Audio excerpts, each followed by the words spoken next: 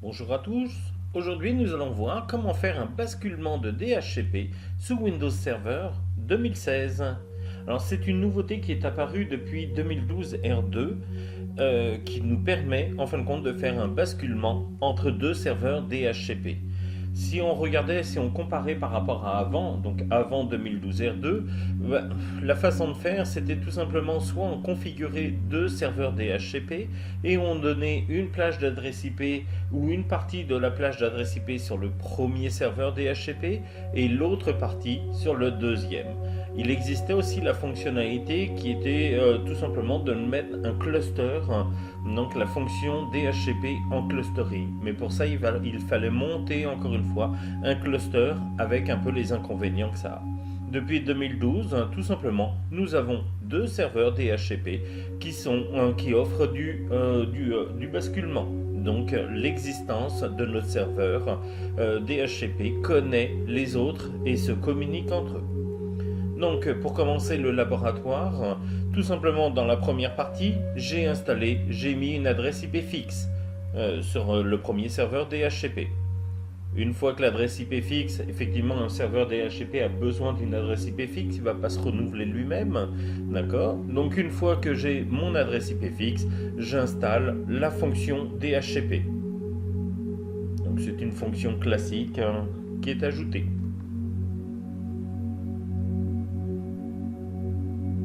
Donc là, ça a été en accéléré.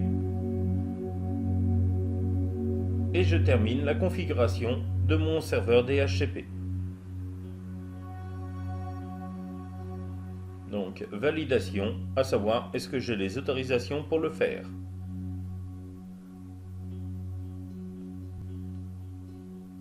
Maintenant, j'ai ma console DHCP qui va être là et je vais pouvoir créer une première zone ou une première étendue. Voilà, donc je crée ma nouvelle étendue.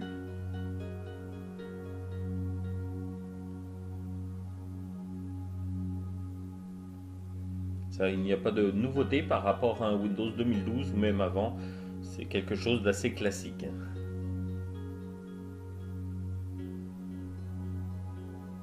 Mon adresse IP de début et l'adresse IP de fin, dans quel subnet ou masque de sous-réseau je vais être, la durée de mon bail et les configurations. Donc par défaut, je vais y mettre le routeur et mes serveurs de DNS.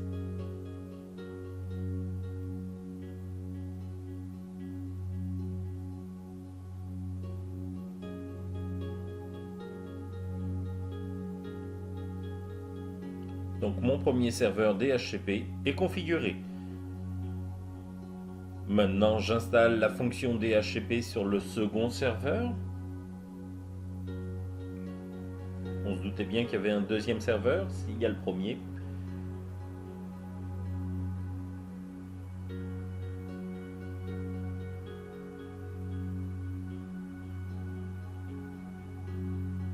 Alors encore une fois, je lui ai attribué une adresse IP fixe sur le second.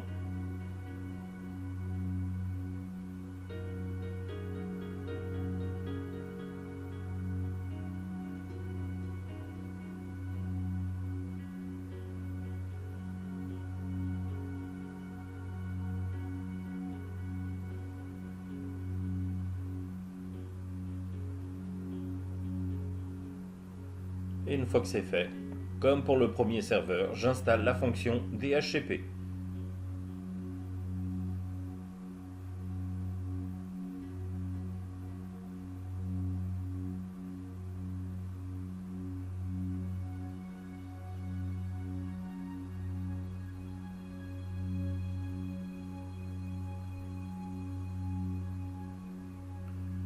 Et on finit par la configuration, encore une fois, de notre serveur DHCP pour faire les autorisations.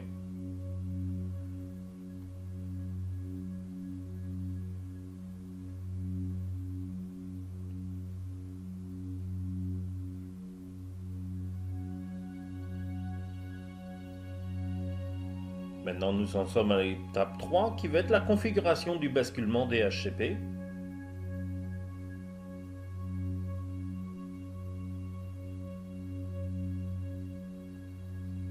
Donc après les deux serveurs DHCP, je vais les contrôler à partir de la même console. Donc je vais simplement rentrer les deux serveurs DHCP qui sont là. Voilà, j'ai rentré mon premier serveur DHCP et mon deuxième.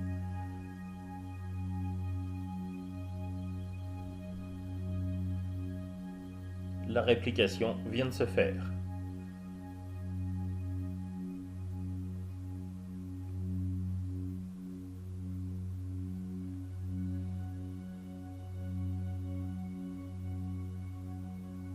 Et là, on va configurer tout simplement le basculement entre les deux serveurs.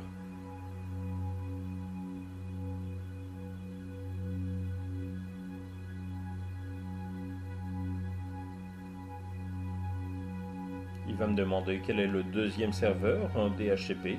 On va lui rentrer son nom, donc dans les serveurs autorisés.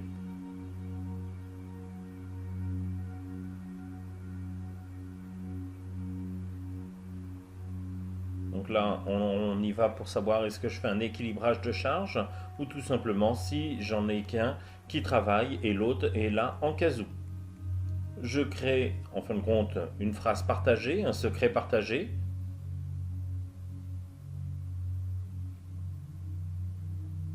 Donc c'est ça, soit je l'utilise en charge, donc il n'y a qu'un seul serveur qui fonctionne, soit et l'autre qui est de secours, ou tout simplement je fais un équilibrage de charge.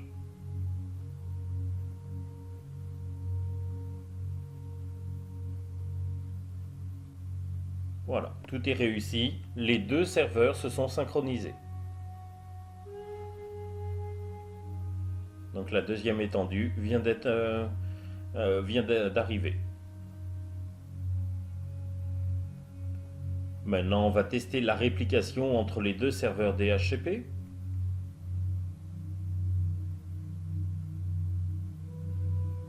Donc sur le premier serveur DHCP, je vais créer une nouvelle étendue.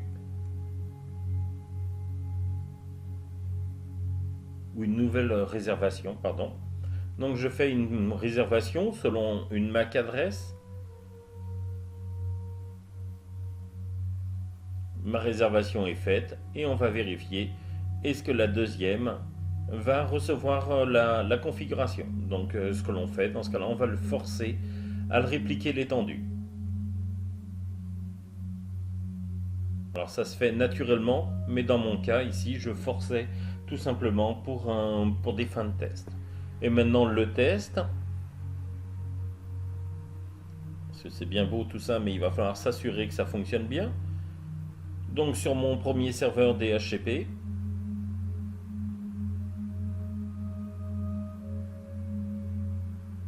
j'ai un client qui a pris une adresse IP. Et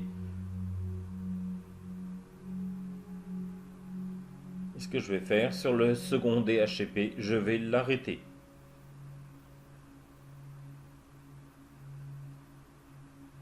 Maintenant, je suis sur mon poste de travail et sur un poste de travail, on va lancer soit en command prompt, soit en PowerShell, et on va simplement lui dire renouveler mon adresse IP pour voir si ça fonctionne. Donc je fais un ipconfig release tout simplement pour libérer l'adresse IP et on va le renouveler.